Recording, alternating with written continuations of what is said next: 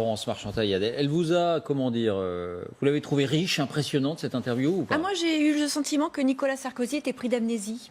C'est-à-dire qu'en fait on a le sentiment en lisant cette interview qu'il a oublié tout ce qu'il a fait, autant dans notre pays qu'en Europe. C'est-à-dire qu'il est en train de nous parler de la montée des populismes, qui n'est pas si grave que ça à le lire. Il dit en tout cas, il faut essayer de comprendre plutôt que de condamner. Il faut les comprendre, etc. Mais évidemment qu'il faut essayer de les comprendre, puisque leur arrivée au pouvoir a été grandement facilitée par la politique de Nicolas Sarkozy. Il sait quelle est la responsabilité qu'il porte.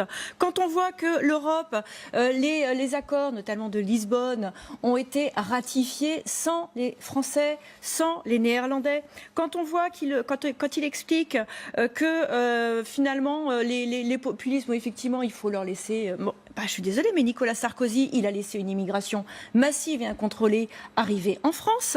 Nicolas Sarkozy, il est à l'origine aussi de la création du CFCM en y introduisant l'UOIF, dont on sait aujourd'hui que c'est un bras armé des frères musulmans. Nicolas Sarkozy, il a retiré les effectifs de policiers dans les banlieues. Il a diminué les effectifs de policiers de 10 000 personnes. Aujourd'hui, on est en train à peine de rattraper ce retard. Donc, évidemment qu'il est responsable de cette montée des populismes et il en est responsable sur notre territoire. Donc pour moi, cette interview, c'est juste la démonstration qu'il a complètement perdu les pédales, qu'il a oublié tout ce qu'il a fait et en gros, il voudrait revenir et qu'on soit aussi amnésique que lui. Mais nous, on n'est pas amnésique, on n'a pas oublié son bilan.